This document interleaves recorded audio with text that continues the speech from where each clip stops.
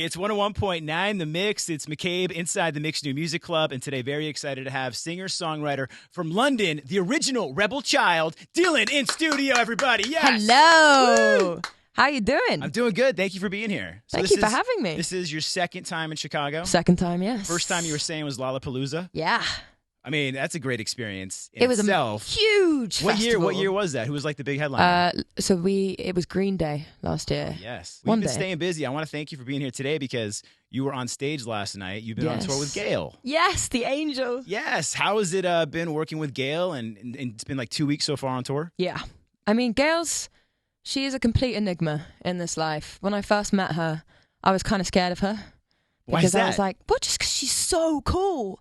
And like me, she's a sort of guitar girly. Mm-hmm. And I was like, this girl's way cooler than I am. And she came bouncing over and she's like, hi, I'm Gail. And I was like, I love you.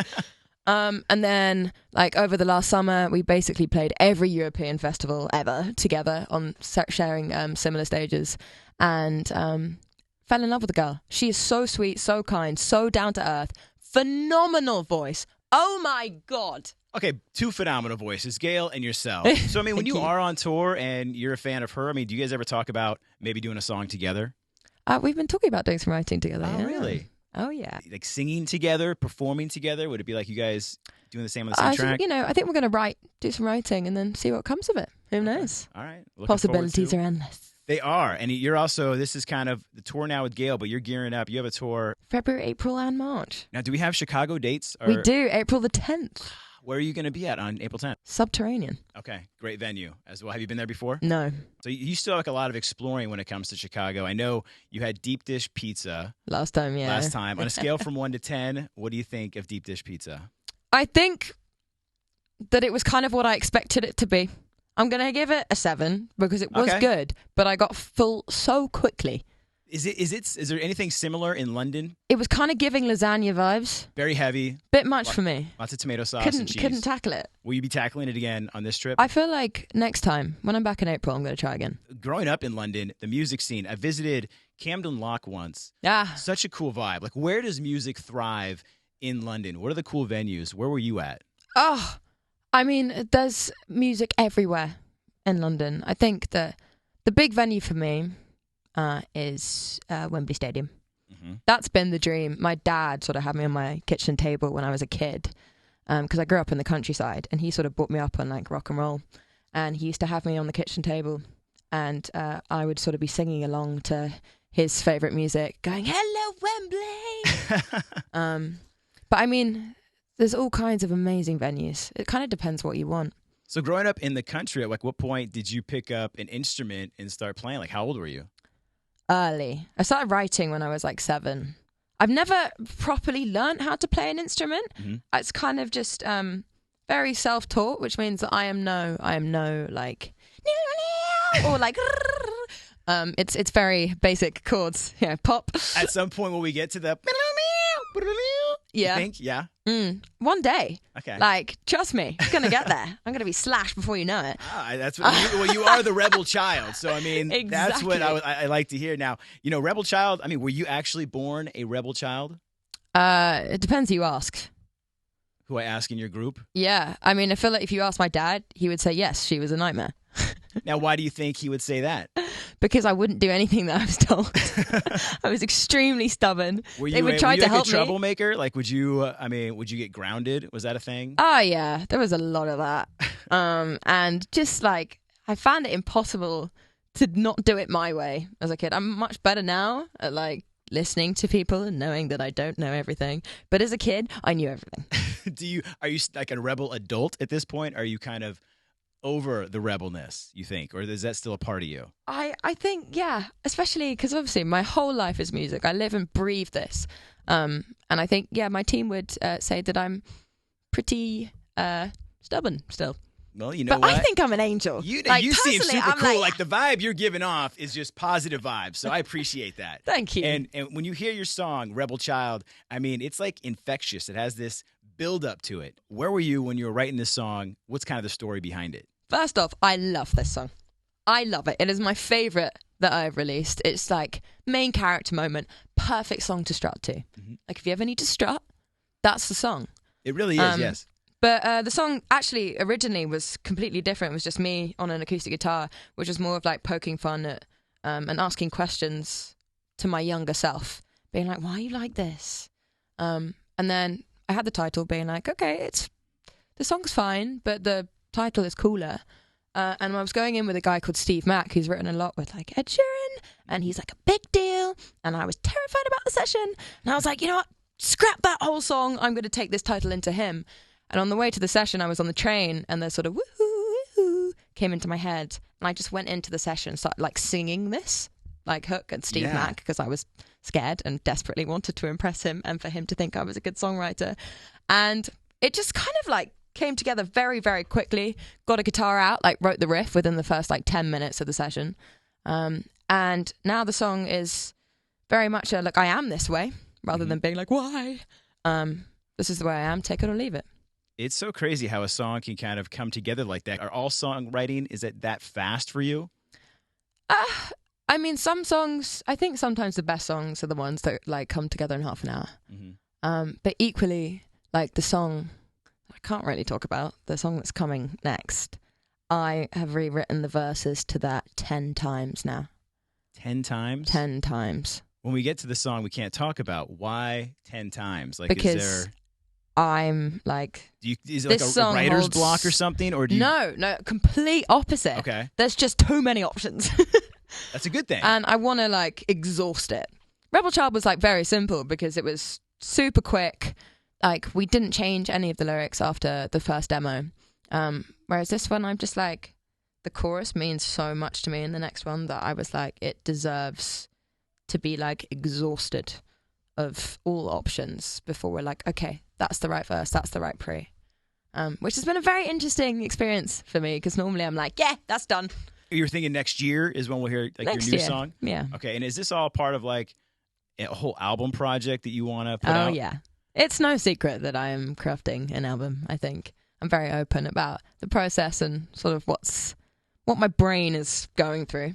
But yeah, next year there'll be an album. And of what's there of it now, very nearly finished, I am so ecstatic for people to hear it. What will we find on this album? Is it similar to Rebel Child, or are there songs that are complete opposite? I think that it lives in a world between pop and rock. Like, the way that I would describe my music is wannabe rock pop. I can only write pop songs. But I like to think in my head that I'm this rock star, which... You are a rock star. Give it up for the rock star. Yes, you are a rock star, Dylan. Lies! It's all a facade. And I think that what's so nice about the project that we're making is that it has the super pop stuff that I love writing, but it's also got like the wannabe rock stuff in it. And then there's this nice little world in which like other tracks live in between those two sort of markers. So it's everything that I love doing and everything that I was brought up on sort of mixed into one, which means that I think as a first album, it is the truest representation of myself that it can be, which is great for me. No, it's huge. Very man. happy It's important about for you too, yeah. And you do give off, you have rock star vibes. Thanks, man. I appreciate that.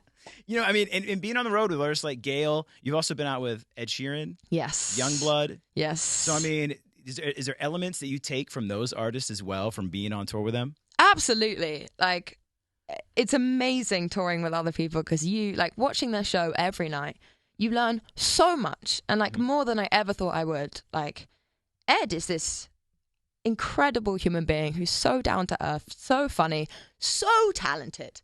Like, it's unfair for the really rest of us. It's insane. He can just write a song like this while I'm making a sandwich. He can, write a hit song. Yeah, but he writes like, I don't know how many, but so many a day.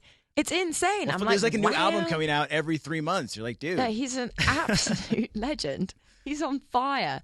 And obviously like his stage presence and the way that he treats his fans and the way that he like exudes like confidence is so inspiring to watch. Like Youngblood, I saw him the other day at a festival in Madrid, and I just like barged into his dressing room and I was like, you have to tell me how you get so cardio fit, because this man is like jumping up and down, and then he's on this side of the stage and then he's on the other side of the stage, and it's like, for a good hour, like up and down, up and down. I'm like, how do you do it?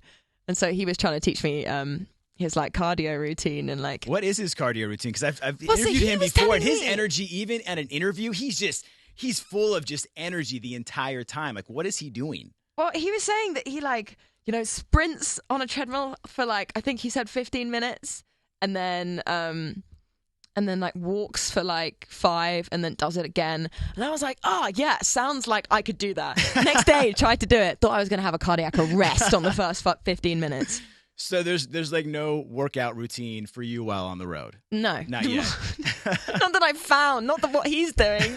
And then Gail, it's the way that she performs and the way that she just doesn't care what's going on with her guitar, and she's swishing her hair around. I'm like, wow, what a woman. Yeah, you have picked some great artists to work, and very different artists. I mean, again, when you think of Ed Sheeran, Youngblood, and Gail. But it's just, it's amazing to tour with such incredible people. Well, we're glad you made your way to Chicago. And with writing your music, there's a lot of relationship type stuff in there. Is there a deal breaker when it comes to a relationship? We call it deal breaker drama. But if you're dating someone and they're a terrible texter or they're a horrible tipper, if you go on a date, is there a deal breaker? Roll necks. Roll necks? You know when guys wear roll necks? Like a turtleneck? Yeah. Thing? Really? Deal breaker. Immediately, if you were to go on a first date and you saw them come in or them come in and they had a turtleneck I'd get up on, and walk out. I'm out. Yeah. If they don't wear socks. Okay. Not happy. If they're riding a bike, I can't ride a bike. I probably shouldn't say that. Because there's going to be some point in my career where someone's going to try and make me ride a bike, and I'm just going to be like, no. We actually have a bike outside the studio that we need you to... No. Someone tried to get me to ride a bike on a date the other day, and I was like, I'm out of here. See you later. Was it a tandem bike or pegs No, just a normal bike. But no, I think I don't have that many deal breakers just because it's all for the plot. Mm-hmm. And as a songwriter, my biggest inspiration is the people that I surround myself with. And a lot of the time that includes me going back to London for 24 hours and stirring the pot, causing more chaos than I did in my teenage years in one night, and then waking up the next morning going, oh no, and then writing loads of songs about it. Do you ever go back to your either phone, your text messages, or maybe something you posted on socials the next day and you're like, why did I do that? Oh yeah, the whole time. But it makes for great songs. It does. I'm glad. And I love that. I'm 24, just turned 24. Life has got to be chaotic. Otherwise, who's going to, read the memoir? That's right. Exactly. You have 20 years before you get to the memoir. Or I've got a lot of trouble to cause. Okay. Yeah. Plenty to get to. Yeah. And you know what? What do you want your fans to take away from you as an artist? I think that I'm very open about what kind of person I am. I'm very open about my experiences, and I'm very open about the fact that I am completely overly emotional. But I think that maybe being emotional is a superpower, I think, because if you're feeling everything, it means that you have more experiences and you get to live a life that is so much more interesting than someone that feels nothing at all. So I think that feeling is okay, and going through stuff is okay, and having trauma it's something that builds you into a person, into a human. So I think that, all of the experiences that you have growing up, I want them to take away that it all makes you into who you are, and that having an awful personal life sometimes is it's A-okay. My chaotic dating life. It's fine. Well, I think those are important experiences, and for you to bring it into music, people relate to that, and so it's important. So thank you for doing that. Luckily, they relate to it. Luckily, they do. Otherwise, I'm going to look like a loser. You are not a loser. You said you just turned 24, so let's say 10 years from now, are there some accomplishments that you want? Stadiums. All right. Wembley Stadium. Oh, yeah. Okay, we're putting that out there right now. Thank you. Manifest for me. Manifest that. I'm going to need all the help I can get. Dylan, I want to thank you for taking the time today. Thank you for Rebel having Child me. is the song, and we look forward to an album in 2024. Hell yeah. There we go. Dylan hanging out in the Mixed New Music Club. Thank you for having me.